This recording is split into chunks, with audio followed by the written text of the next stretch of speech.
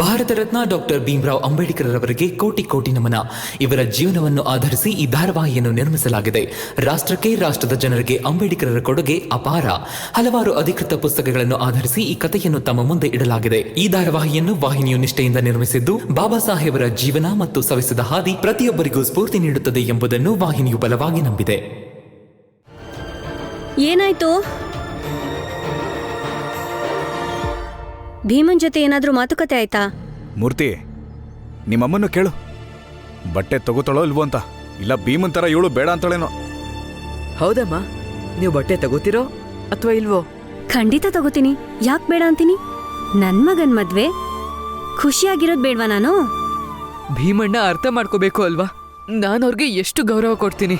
ನನ್ನ ಭಾವನೆನ ಅರ್ಥನೇ ಮಾಡ್ಕೊಳ್ಳಿಲ್ಲ, ಹಾಗೆ ಹೊರಟೋದ್ರು. ಮೂರ್ತಿ, ಅವನು ಭೀಮ.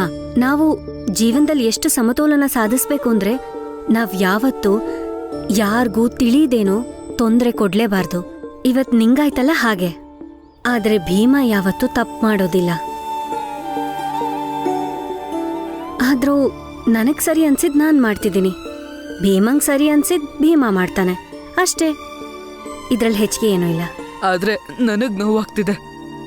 ಚಿಂತೆ ಮಾಡ್ಬೇಡ. ನಡಿ ಮೂರ್ತಿ, ಬಟ್ಟೆ ತರಕ್ ಹೋಗೋಣ. ಹಾ ಅಪ್ಪ, ಹೋಗೋಣ. ಬರ್ತೀನಮ್ಮ. ಹೊರಡೋಣವ ಲಕ್ಷ್ಮಿ? ನಡೀರಿ.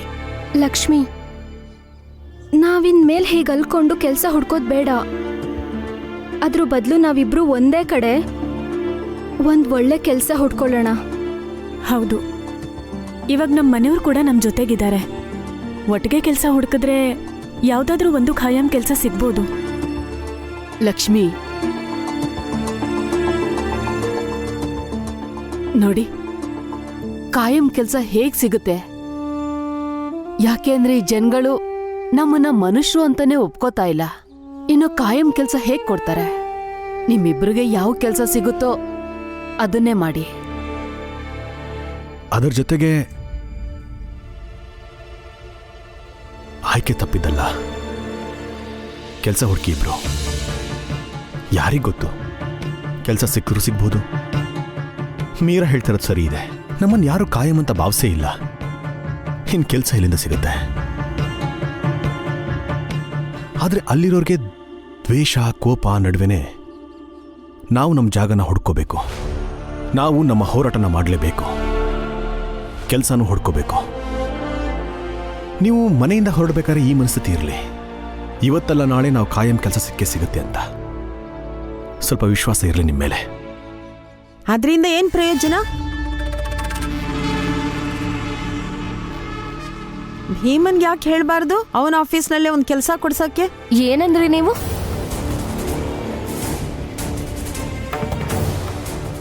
ನಿಮಗ್ ಗೊತ್ತಿದ್ಯಾ ಅವ್ರ ಆಫೀಸಲ್ಲಿ ಹೇಗ್ ಕೆಲಸ ಮಾಡ್ತಾರೆ ಅಂತ? ಎಂತ ಕಷ್ಟಗಳನ್ನ ಎದುರಿಸ್ತಾರೆ ಅಂತ? ಒಂದೊಂದು ಕ್ಷಣನೂ ಅವಮಾನ ಅನ್ಭವಿಸ್ತಾರೆ. ಇಲ್ಲಿ ನೀವ್ ನೋಡಿದ್ರೆ ಇನ್ನೊಬ್ರಿಗೆ ಕೆಲಸ ಕೊಡಿಸ್ಬೇಕು ಅಂತೀರ. ಅವನ್ ಕೆಲಸ ಮಾಡ್ಲಿ ಬಿಡ್ಲಿ, ನನ್ಗೇನಾಗ್ಬೇಕು? ನನ್ನ ಗಂಡನ್ಗೆ ಒಳ್ಳೆ ಪೆನ್ಷನ್ ಬರುತ್ತೆ. ನಾನು ಒಳ್ಳೆ ಸೀರೆ ತಗೊಂಡಿದ್ದೀನಿ ಮೂರ್ತಿ ಮದ್ವೆಗೆ ಉಟ್ಕೊಳಕ್ಕೆ.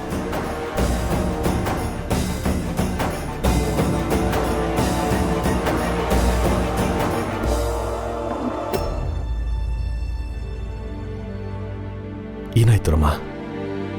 ಭೀಮನಿಗೆ ಆಫೀಸಲ್ಲಿ ಕಷ್ಟ ಆಗ್ತಿದ್ಯಾ? ಹೌದು ಮಾವ.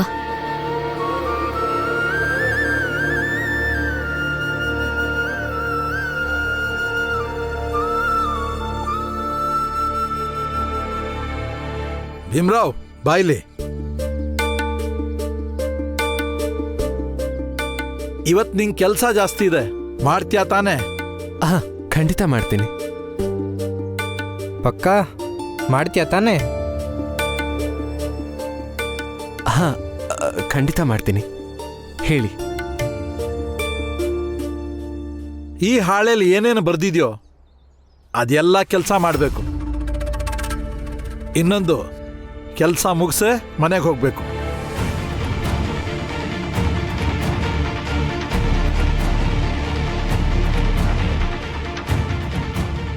ಕೆಲಸ ಜಾಸ್ತಿ ಅನ್ನಿಸ್ತಿದ್ಯಾ?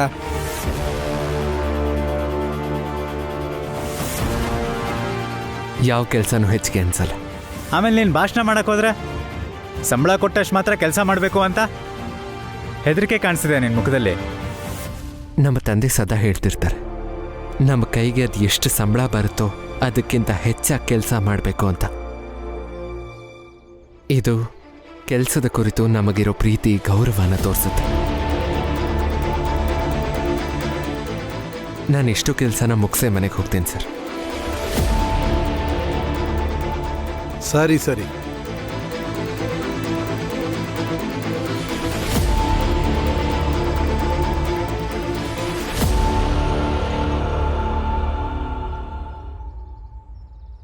ಚಿಂತೆ ಮಾಡೋದು ಬೇಡ, ಹೋರಾಡಲಿ ಬಿಡು.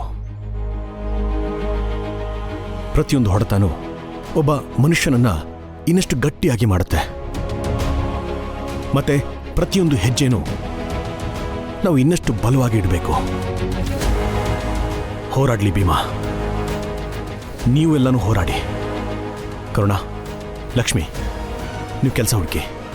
ನಿಮ್ಮಿಬ್ಬರಿಗೂ ಕಾಯಂ ಕೆಲಸ ಸಿಕ್ಕೇ ಸಿಗುತ್ತೆ. ನಾಳೆ ಮದುವೆ ಇದೆ, ನೀವು ಹೋರಾಟ ಗೀರಾಟ ಅಂದ್ಕೊಂಡು ಕೂತೀರಿ. ನಾನು ಸೀರೆ ತೆಗೆದಿಟ್ಕೊಂಡಾಯ್ತು. ಈಗ ನೀವು ಹೋಗಿ ನಿಮ್ಮ ಸೀರೆನ ತೆಗೆದಿಟ್ಕೊಳ್ಳಿ ಹೋಗಿ. ಇಲ್ಲಾಂದ್ರೆ ಹೀಗೆ ಮದ್ವೆಗೆ ಬರ್ಬೇಕಾಗತ್ತಷ್ಟೇ. ಮೂರ್ತಿಗೆ ಮದ್ವೆನೇ ಆಗಲ್ಲ. ಹೌದು, ಭೀಮ್ಭಾವನೆ ಗೆಲ್ತಾರೆ ಅಂತ ಅನ್ನಿಸ್ತಿದೆ. ರಮಾ, ಇದನ್ನೆಲ್ಲ ಅವಳ ಮುಂದೆ ಹೇಳೋಕ್ ಹೋಗ್ಬೇಡ. ನೋಡು ಜೀಜಾಬಾಯಿನ, ಅವಳ ಮುಖ ಹೇಗ್ ಬಾಡೋಯ್ತು. ಮೂರ್ತಿ ಮದುವೆ ನಡೆಯತ್ತೆ ಅಂದ್ರೆ ನಡೆದೇ ನಡೆಯತ್ತೆ. ನೋಡಕ್ ನೀವು ಇರ್ತೀರಲ್ಲ. ಜೀಜಾಬಾಯಿ, ಮದ್ವೆಗೆ ಈ ಸೀರೆ ಉಟ್ಕೋತೀಯಾ? ತುಂಬಾ ಕೆಟ್ಟದಾಗ ಕಾಣಿಸುತ್ತೆ. ಸೀರೆ ಏನೋ ಚೆನ್ನಾಗಿದೆ, ಆದ್ರೆ ನಿನ್ ಮನ್ಸು ತುಂಬಾ ವಿಷನೇ ತುಂಬಿಕೊಂಡಿದ್ರೆ ಹೇಗ್ ಚೆನ್ನಾಗಿ ಕಾಣಿಸುತ್ತೆ ಹೇಳು? ಆಯ್ತಾ ನಿಮ್ ಕತೆ? ನಾನ್ ಮದ್ವೆಗೆ ಸಿದ್ಧತೆ ಮಾಡಕ್ ಹೋಗ್ತಾ ಇದ್ದೀನಿ. ನೀವುಗಳು ಇಲ್ಲೇ ಕೂತ್ಕೊಂಡು ಭೀಮನ್ ಹೋರಾಟಕ್ಕೆ ಸಂತಾಪ ಸೂಚಿಸ್ತಾ ಇರಿ.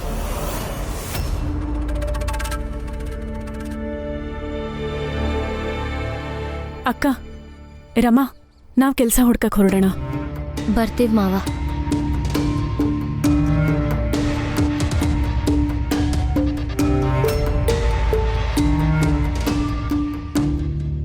ಹೇಗಿದೆ ಈ ಬಟ್ಟೆಗಳು?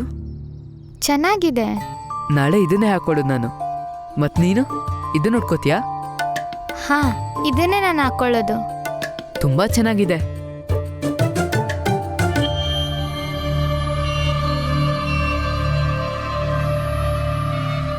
ನಾಳೆಗೆ ಮದುವೆ ಆಗೋದು ಪಕ್ಕ. ತಗೋ ಬಾಕಿ ಇರೋ ವರದಕ್ಷಿಣೆ.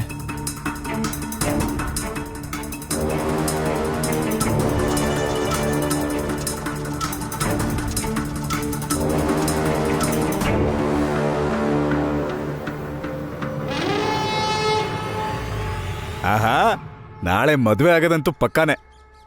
ನೀನ್ ದಿನ ಪೂರ್ತಿ ಏನ್ ಮಾಡ್ತೀಯಾ? ಏನಿಷ್ಟ ನಿನ್ಗೆ?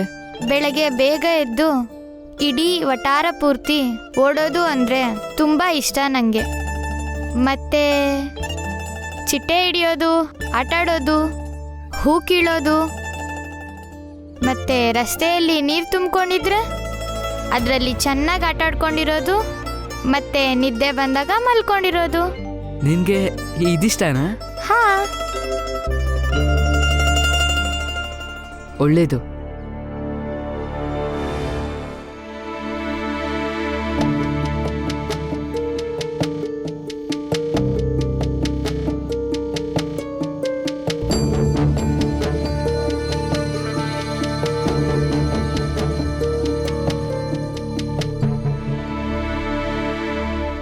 ಭೀಮರಾವ್, ಬರ್ಕೊಟ್ಟಿದ್ದ ಕೆಲಸ ಎಲ್ಲ ಪೂರ್ತಿ ಆಗುತ್ತೋ ಅಥವಾ ಸುಸ್ತಾಗಿದೆಯೋ? ಸುಸ್ತಾದ್ರೂ ಪರವಾಗಿಲ್ಲ, ನನ್ನ ಕೆಲಸ ಮುಗಿಸೇ ಮನೆಗೆ ಹೋಗೋದು. ಸರಿ, ನಾವು ಹೊರಟಿರ್ತೀವಿ. ಕೆಲಸ ಮುಗಿದ್ಮೇಲೆ ನೀನು ಮನೆಗೆ ಹೊರಡು. ಆಗ್ಲಿ, ನಡೀರಿ. ಮ್ಯಾನೇಜರ್, ಇದನ್ನ ಕ್ಲಿಯರ್ ಮಾಡಿ ನಾಳೆ ಬೆಳಗ್ಗೆ ಹೊತ್ತಿಗೆ ಮನೆ ಕಳಿಸ್ಕೊಡಿ. ನಾಳೆ ಸಂಜೆ ಇದನ್ನ ಬೇರೆ ಕಡೆ ತಗೊಂಡು ಹೋಗ್ಬೇಕು.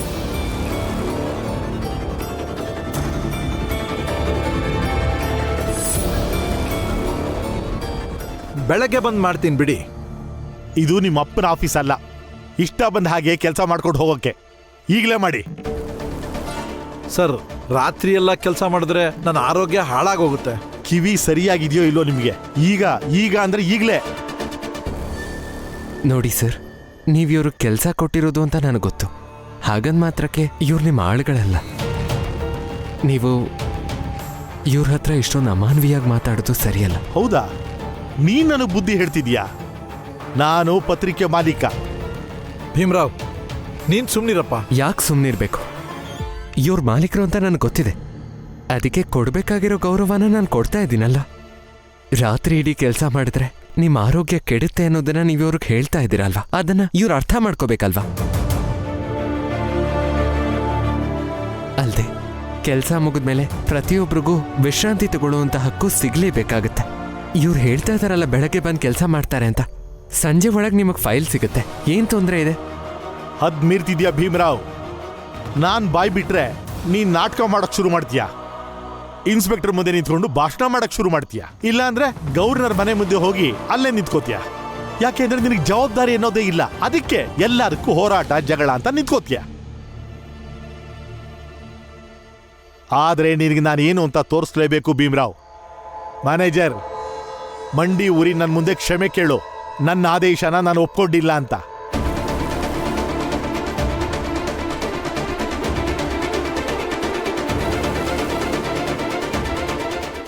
ಚಪ್ಪಲಿ ತಗೊಂಡು 4 ಬಿಟ್ರೆ ಸರಿ ಹೋಗ್ತೀಯ ಅನ್ಸುತ್ತೆ. ನಿಲ್ಸಿ ಸರ್, ನನ್ನ ಮುಂದೆ ಈ ರೀತಿ ಅನ್ಯಾಯ ಆಗೋದಕ್ಕೆ ನಾನು ಬಿಡೋದಿಲ್ಲ. ನೀವು ತಪ್ಪು ಮಾಡ್ತಾ ಇದ್ದೀರಾ ಸರ್.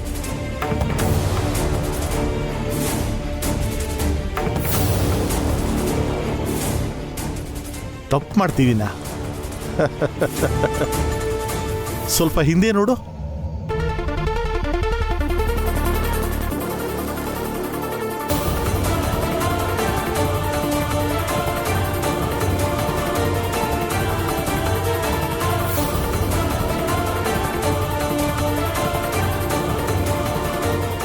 ನಾಳೆ ಬೆಳಿಗ್ಗೆ ಹೊತ್ತಿಗೆ ಸಿದ್ಧ ಮಾಡಿಟ್ಟಿರು. ನಾನಿನ್ನು ಬರ್ತೀನಿ.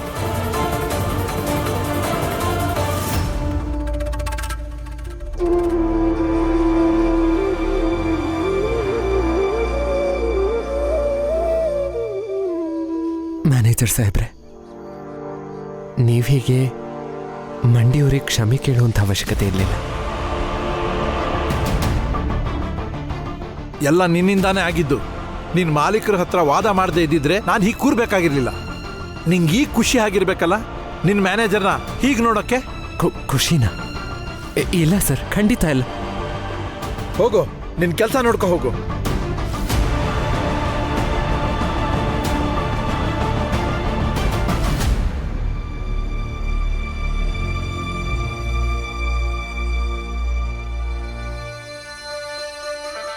ಭೀಮರಾವ್, ನಮಗೆ ಒಂದು ವಿಷಯ ಅರ್ಥ ಆಗಲಿಲ್ಲ.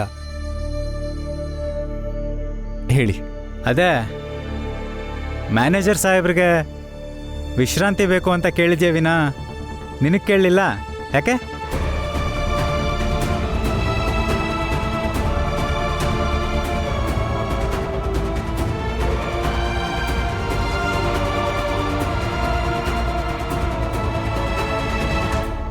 ಅದು ಯಾಕಂದ್ರೆ ನಾನು ಬಲವಾಗಿ ನಂಬುವಂಥ ವಿಷಯ ಒಂದಿದೆ. ಕೆಲಸ ಮಾಡುವಂಥ ಸಮಯ, ವಿಶ್ರಾಂತಿ ತಗೊಳ್ಳುವಂಥ ಸಮಯ ಎರಡೂ ಸಮತೋಲನವಾಗಿರ್ಬೇಕಂತೆ. ಅಲ್ಲದೆ ಕರ್ತವ್ಯ ಜೊತೆಗೆ ಹಕ್ಕು ಕೂಡ ಮುಖ್ಯ ಅಲ್ವಾ? ಕೆಲಸ ಮಾಡೋದು ಮ್ಯಾನೇಜರ್ ಸಾಹೇಬ್ರ ಕರ್ತವ್ಯ ಅಂದಮೇಲೆ ವಿಶ್ರಾಂತಿ ತಗೊಳ್ಳೋದು ಕೂಡ ಇವ್ರ ಹಕ್ಕಾಗಿರುತ್ತೆ. ಅದಕ್ಕೆ ಇವ್ರಿಗೆ ವಿಶ್ರಾಂತಿ ಅವಶ್ಯಕತೆ ಇದೆ. ಆದರೆ ಈ ಭಾಷಣದಲ್ಲಿ ವಿಶ್ರಾಂತಿ ವಿಷಯ ಚರ್ಚನೆ ಆಗಲಿಲ್ಲ.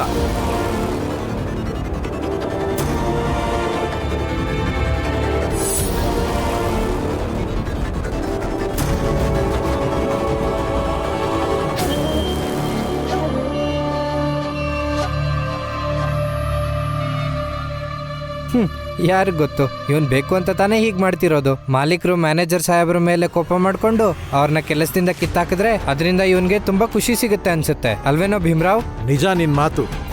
ಓದು ಬರಹ ಕಲ್ತಿರೋನು ಇದ್ರೂ ಇರ್ಬೋದು, ಆದರೆ ನಾನು ಇವನ್ ಬಲೆಗೆ ಬೀಳೋನಲ್ಲ, ಹಾಗೆಲ್ಲ ಕೆಲಸ ಕಳ್ಕೊಳ್ಳೋನು ಅಲ್ಲ. ಆಗ್ಲಿ ಸಾಹೇಬ್ರೆ, ನೀವು ಕೆಲಸ ಮುಂದುವರಿಸಿ, ನಾವು ಬೆಳಗ್ಗೆ ಬರ್ತೀವಿ.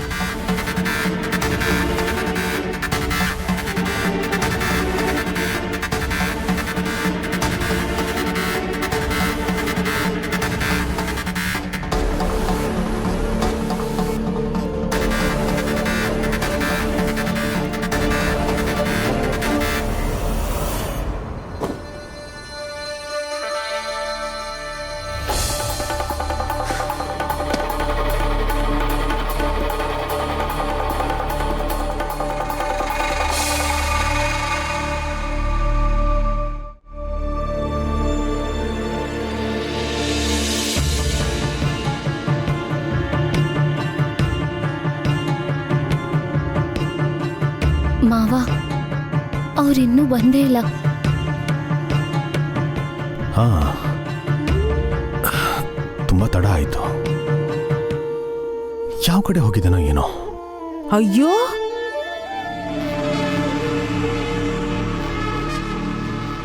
ಇಷ್ಟೊಂದು ಮುಗ್ಧ ಆಗ್ಬೇಡಿ, ಸ್ವಲ್ಪ ಕಡಿಮೆ ಮಾಡ್ಕೊಳ್ಳಿ. ಅಲ್ಲಿ ಇಲ್ಲಿ ಎಲ್ರಿಗೂ ಗೊತ್ತಿದೆ ಇಲ್ಲಿ ಯಾಕೆ ಈ ತರ ಎಲ್ಲ ಆಗ್ತಿದೆ ಅಂತ. ಮತ್ತೆ ನೀವು ನೋಡಿದ್ರೆ ಊಹೆ ಮಾಡ್ಕೊಂಡು ಕೂತಿದ್ದೀರಾ. ಏನಾಯ್ತು? ಏನ್ ತಿಳ್ಕೊಂಡಿದ್ದಾರೆ ಒಟ್ಟಾರ್ದವರು?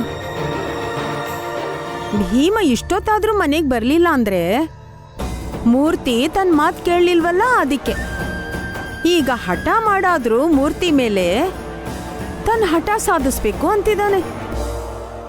ಜಿಜಾಬಾಯ್, ನನ್ನ ಮಗ ಹಾಗೆಲ್ಲ ಮಾಡೋನಲ್ಲ, ತಿಳ್ಕೊ. ಆದ್ರೆ ಹೊರಗ್ ಜನ ಎಲ್ಲ ಹೀಗೆ ಮಾತಾಡ್ತಿದ್ದಾರೆ, ಮೂರ್ತಿನೂ ಸೇರಿಸಿ. ಎಲ್ರೂ ಹೇಗ್ ತಿಳ್ಕೊತಾರೋ ಅದೇ ಸತ್ಯ ಆಗುತ್ತೆ, ಹೌದಲ್ಲ?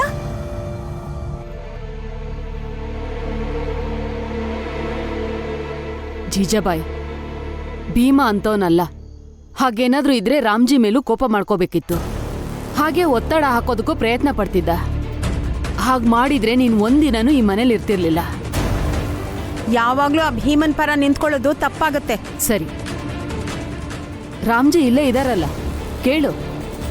ಒಂದ್ ವೇಳೆ ಭೀಮಾ ಹೀಗೆ ಒತ್ತಡ ಹಾಕೋದಕ್ ನೋಡಿದ್ದಿದ್ರೆ ರಾಮ್ಜಿ ಏನ್ ಮಾಡ್ತಿದ್ರು? ಜೀಜಾಬಾಯ್, ಭೀಮಾ ಮೊದ್ಲಿಂದನೂ ಇದ್ದಾನೆ, ನೀನ್ ಆಮೇಲೆ ಬಂದಿದ್ದು. ಹಾಗಿದ್ಮೇಲೆ ಭೀಮಾನೇ ಮೊದಲನೇವನಲ್ವಾ?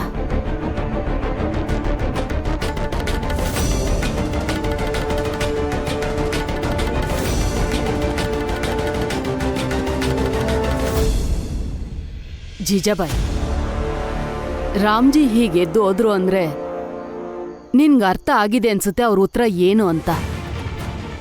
ಇನ್ನೊಂದು ವಿಷಯ, ಈ ಮನೇಲಿ ನೀನಿನ್ನೂ ಮರ್ಯಾದೆಯಿಂದ ಬದುಕ್ತಾ ಇದೆಯಾ ಅಂದ್ರೆ ಅದಕ್ಕೆ ಕಾರಣ ಭೀಮ ಮಾತ್ರ. ಮುಂದೇನೂ ನಿನಗೆ ಮರ್ಯಾದೆ ಸಿಗೋದು ಅದು ಭೀಮನಿಂದ ಮಾತ್ರ.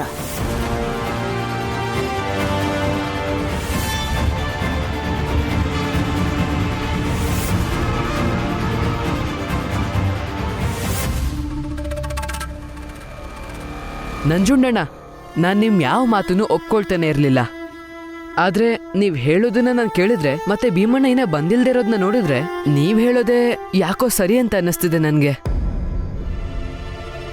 ನಾನು ಯಾವಾಗಲೂ ಸರಿನೇ, ತಡ ಆದ್ರೂ ಪರವಾಗಿಲ್ಲ, ಕೊನೆಗೂ ಬುದ್ಧಿ ಬಂತಲ್ಲ.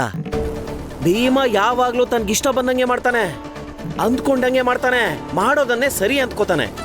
ಅವನಿಗಿಷ್ಟ ಇಲ್ಲ, ಅದಕ್ಕೆ ನಿನ್ನ ಮದ್ವೆಗೆ ಬರಲ್ಲ ಅಷ್ಟೇ. ನಂಜಣ್ಣಣ್ಣ, ಮೂರ್ತಿಗೆ ಏನೇನೋ ಹೇಳ್ಬೇಡಿ. ಇದಕ್ಕೇನಾದ್ರೂ ಸಾಕ್ಷಿ ಇದೆಯಾ ನಿಮ್ ಹತ್ರ? ಇಲ್ಲ ತಾನೇ, ಯಾಕೆ ಮಾತಾಡ್ತೀರಾ? ಸತ್ಯ ತಾನೇ ಹೇಳ್ತಾ ಇರೋದು, ಇದಕ್ಕೆ ಯಾಕೆ ಸಾಕ್ಷಿ ಬೇಕು? ಭೀಮ ಬರ್ದಿರೋದಕ್ಕೆ ಇನ್ಯಾವ ಕಾರಣ ಇರಕ್ಕೆ ಸಾಧ್ಯ?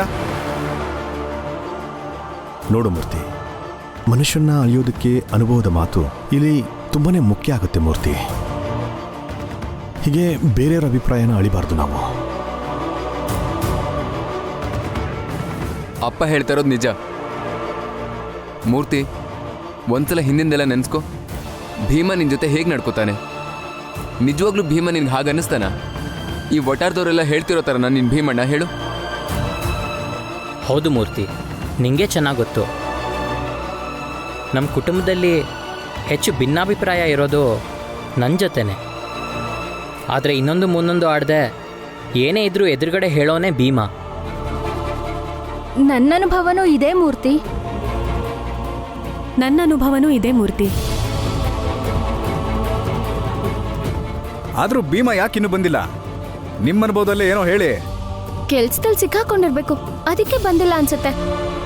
ನಾನೇ ಹೋಗೋರ್ನ ಕರ್ಕೊಂಡು ಬರ್ತೀನಿ, ಅವರೇ ಹೇಳ್ತಾರೆ ಯಾಕೆ ಇಷ್ಟು ತಡ ಆಯ್ತು ಅಂತ. ಬೇಡರ ಮಾತ್ಗೆ ನೀವು ಹೋಗೋದು ಬೇಡ. ನೀವು ಹೋದ್ರೆ ಅವ್ರಿಗೆ ಮುಂಚೆನೇ ಹೇಳ್ಕೊಂಡು ಕರ್ಕೊಬರ್ತೀರಾ. ಅದಕ್ಕೆ ನಾನೇ ಹೋಗಿ ನೋಡ್ತೀನಿ, ಆಗ ಗೊತ್ತಾಗುತ್ತೆ ಭೀಮಣ್ಣ ಏನು ಮಾಡ್ತಿದ್ದಾರೆ ಅಂತ. ಮೂರ್ತಿ, ನಾನು ನಿನ್ನ ಜೊತೆ ಬರ್ತೀನಿ. ಇಲ್ಲಾಂದ್ರೆ ಆ ಭೀಮ ನಿನ್ನ ಮಾತಲ್ಲೇ ಮೋಡಿ ಮಾಡಿಬಿಡ್ತಾನೆ, ನಿನ್ನ ತಲೆ ಕೆಡಿಸ್ತಾನೆ.